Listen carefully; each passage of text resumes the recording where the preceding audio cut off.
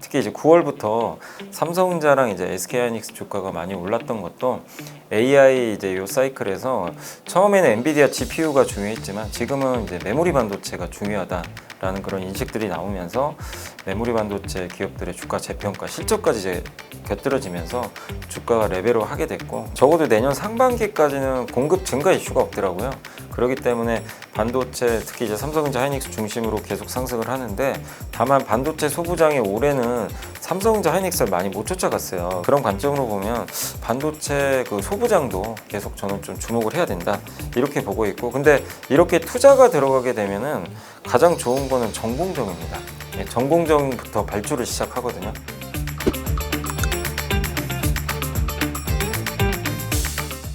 네, 안녕하세요. LS증권 염승환 이사라고 합니다. 이렇게 초대해 주셔서 좀 너무 감사드리고, 요즘에 이제 주식시장이 좀 변동성이 좀 큰 상황인데, 오늘 그 방송에서 좀 좋은 좀 인사이트 전해드리고 가도록 하겠습니다.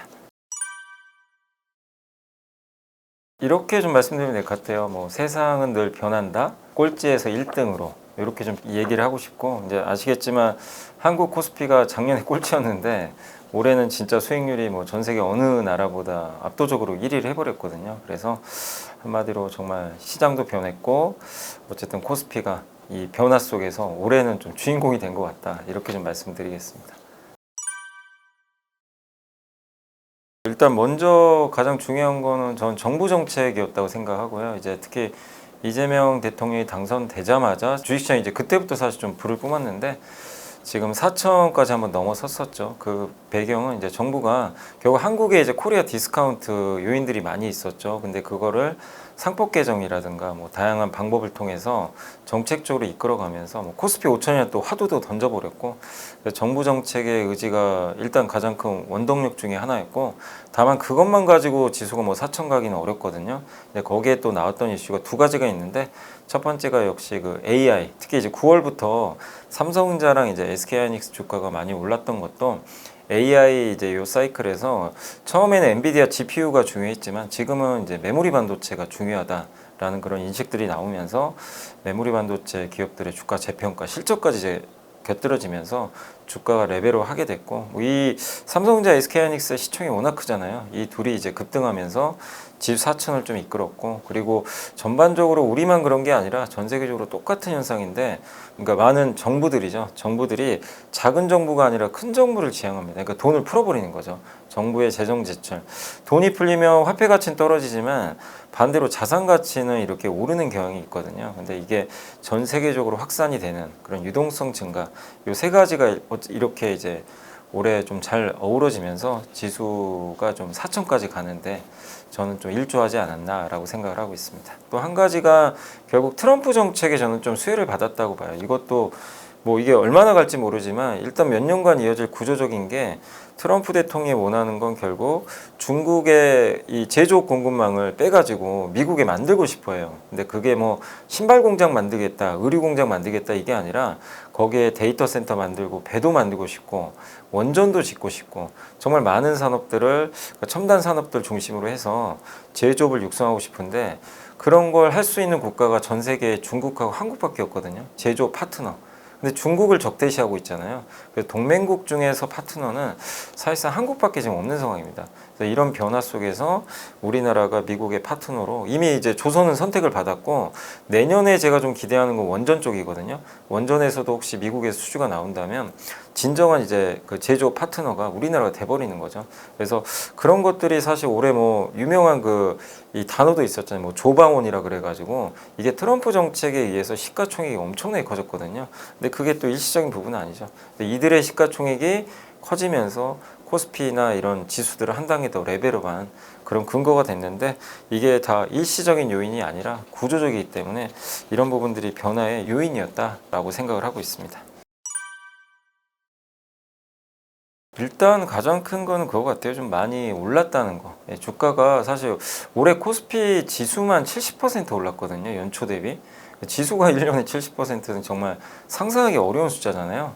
그러니까 일단 많이 올랐다는 부담감. 이거는 우리뿐만 아니라 미국도 비슷한 게, 미국은 올해 상승률이 약하긴 해도 지난 몇 년 동안은 꾸준히 올랐죠. 그래서 나스닥도 어쨌든 2022년에 1년에 35% 빠졌지만 그 후로 또 주가가 레벨업 하면서 지난 한 2, 3년을 굉장히 많이 달려왔기 때문에 이건 뭐라 그럴까 좀 피곤함이 좀 느껴져요. 좀 증시 전체가 한 11월 들어서면서부터 좀 피로하다. 좀 쉬어가야 되겠다. 이런 좀 부분이 일단 첫 번째였던 것 같고 두 번째가 역시 그 AI 버블론 이게 주가 오르다 보니까 이거 버블이냐 아니냐 이 논쟁들이 되게 많았죠. 그래서 AI 버블인지 아닌지 우리가 사실 지금 알 수는 없어요. 시간이 지나야 아는 문제지만 뭐 지금 일단 고평가에 대한 부담에다가 AI 버블 뭐 너무 투자 많이 하는데 부채까지 찍어서 빅테크들이 자금 조달하고 이거 버블 징후 아닌가? 이제 이런 거에 대한 의심들이 또 여전히 존재하는 것 같고 거기다가 미국이 이제 최근에 뭐 금리 인하 확률이 올라갔지만 11월 중순까지는 그게 심했죠. 금리 인하 12월에 안 한다. 요게 이제 갑자기 이야기가 돌면서 이 유동성이 이제 빠져버리는 거죠. 그러니까 주식시장에서 유동성은 되게 중요한데 미국이 금리 인하를 안 하게 되면 이 부분은 우리 한국 증시에도 당연히 영향을 주게 되거든요. 그래서 이런 부분들이 일단 11월에 다 같이 겹쳐버렸어요. 그러다 보니까 시장이 이제 뭐 나스닥 빠지고 한국의 코스피도 한 4,200까지 갔다가 3,800 빠지면서 이렇게 좀 지지부진한 움직임을 보이는 것 같은데 사실 근데 이런 뭐 요인들이 아니어도 과거에도 이렇게 주가가 지수가 급등을 하게 되면 조정을 늘 나옵니다. 고점에서 평균적으로 이렇게 조정받을 때 보면 뭐 적게 빠지면 한 7%, 많이 빠지면 22%까지 빠지는 경우들이 있어요.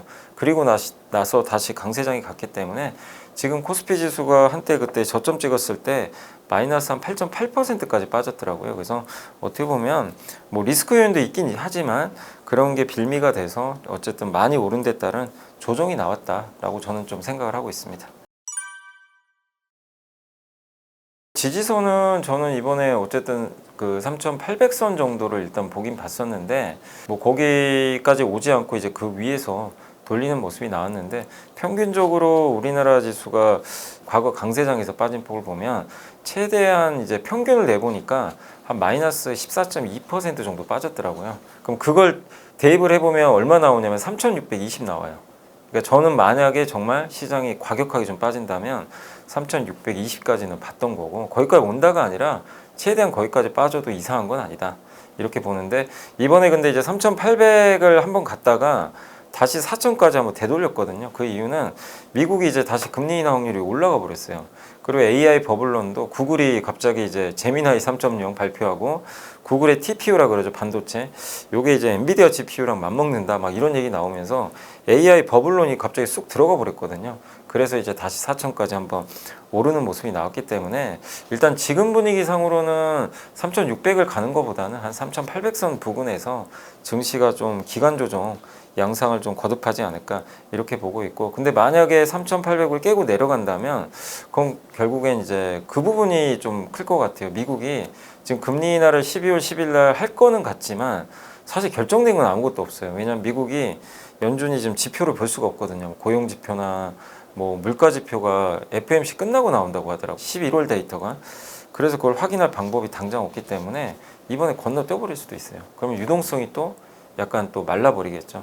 그래서 혹시라도 그런 일이 발생하면 3,800을 깰 수는 있다. 그래서 AI 버블로는 조금 이제 잠잠해져서 그 부분은 크게 걱정은 안 하지만 지금 제일 좀 걱정되는 거는 미국이 혹시라도 금리 인하를 뒤로 미루는 거. 이 부분이 일단 만약에 발생한다면 지수가 좀 더 흔들릴 수는 있다. 그게 좀 리스크 요인이라고 지금 생각을 하고 있습니다. 일단은 지금 좀 짧게 보면 그냥 연초까지 봤을 때는 코스닥이 좀 괜찮을 것 같아요. 왜냐하면 지난주부터 갑자기 이제 코스닥이 급등하기 시작했던 게 정부가 7년 만에 코스닥 활성화 대책을 내놓을 거라는 이제 보도가 나왔거든요. 근데 물론 정부는 아직 확정된 게 없다.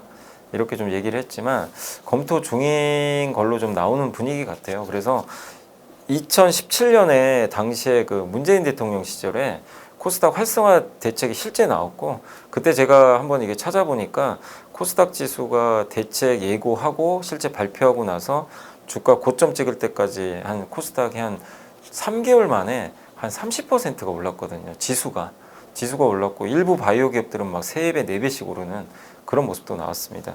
그런 걸 보면 일단 좀 연초까지는 분위기 자체는 사실 올해 코스닥이 부진했거든요. 코스피보다.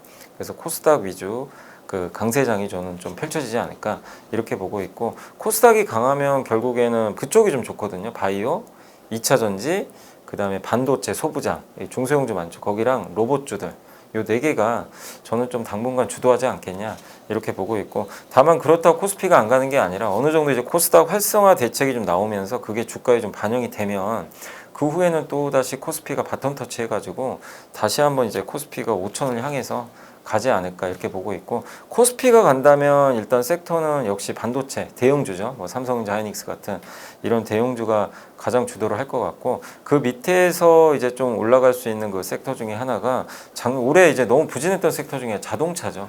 자동차가 일단 내년에는 3년 만에 이익이 드디어 증가할 거라고 하더라고요. 그래서 완성차 업체도 좀 뒤를 받쳐주는 모습이 나올 것 같고, 또 한 가지 기대되는 게 이제 배당소득 분리과세랑 자사주 의무소가, 이게 아마 법안이 통과될 것 같아요. 확정이 되면 역시 금융주가 가장 큰 수혜를 받으면서 역시 그 반도체를 또 지원 사격하지 않을까 이렇게 보고 있고, 테마 쪽에서는 코스피 쪽에서는 역시 고배당주들, 왜냐하면 이제 배당소득 분리과세 들어가면 지금 예금만 하시는 분도 굉장히 많거든요. 주식이 무서워서 주식 자체 아예 안 하시고 그냥 뭐 내가 연간 2천만 원 이자 소득 받으면 세금 많이 내시잖아요. 종합과세 들어가니까. 근데 그래도 그냥 예금만 하시는 분들이 있어요. 근데 고배당주들 같은 경우는 굉장히 안정적이면서도 1년에 뭐 배당 수익률 5% 이상 나오는데 세금을 반을 깎아줘요. 어떻게 보면 분리과세 들어가는 거잖아요. 그렇게 보면 최고 세율이 한 25% 정도 되니까 그걸 감안을 한다면 이 예금 쪽에서 돈이 좀 들어오면서 고배당주 투자 수요가 좀 늘지 않을까. 그래서 약간 테마 쪽에서는 고배당도 내년에 좀 유력하지 않을까라고 좀 생각을 하고 있습니다. 저는 이제 반도체는 계속 좀 이제 괜찮을 거로 보고 있고, 적어도 내년 상반기까지는 공급 증가 이슈가 없더라고요. 그렇기 때문에 반도체, 특히 이제 삼성전자, 하이닉스 중심으로 계속 상승을 하는데, 다만 반도체 소부장이 올해는 삼성전자, 하이닉스를 많이 못 쫓아갔어요. 왜냐하면 투자를 아직은 좀 많이 안 할 거라는 얘기가 자꾸 나오니까. 근데 이거는 반도체 사이클한테는 좋죠. 투자가 적으면 적을수록 사이클이 오래 가거든요. 근데 너무나 공급이 부족하기 때문에 결국 삼성전자, 하이닉스도 이 투자를 안 할 수 없는 상황이고, 그래서 얼마 전에 삼성전자가 평택의 P5 공장 투자 이제 재개 발표를 좀 했고, 그다음에 27년도 아마 하반기로 예상하는데 용인의 그 이제 하이닉스의 엄청나게 큰 전 세계 최대 반도체 단지가 이제 조성이 됩니다. 그러면 빠르면 내년 하반기, 늦어도 27년에는 반도체 장비 발주들이 좀 이루어질 가능성이 있어요. 그래서 내년 상반기까지는 어쨌든 뭐 반도체 공급 부족 속에서 사이클 자체는 좋겠지만 투자 사이클도 결국 돌아올 가능성이 높기 때문에, 그런 관점으로 보면 반도체 그 소부장도 계속 저는 좀 주목을 해야 된다 이렇게 보고 있고, 근데 이렇게 투자가 들어가게 되면은 가장 좋은 거는 전공정입니다. 전공정부터 발주를 시작하거든요. 반도체 이제 웨이퍼에서 칩을 만들어내는 걸 우리가 전공정이라고 하는데, 거기서 칩 빼가지고 뭐 이렇게 단수 싸가지고 뭐 검사까지 하고 이런 것들은 후공정이죠.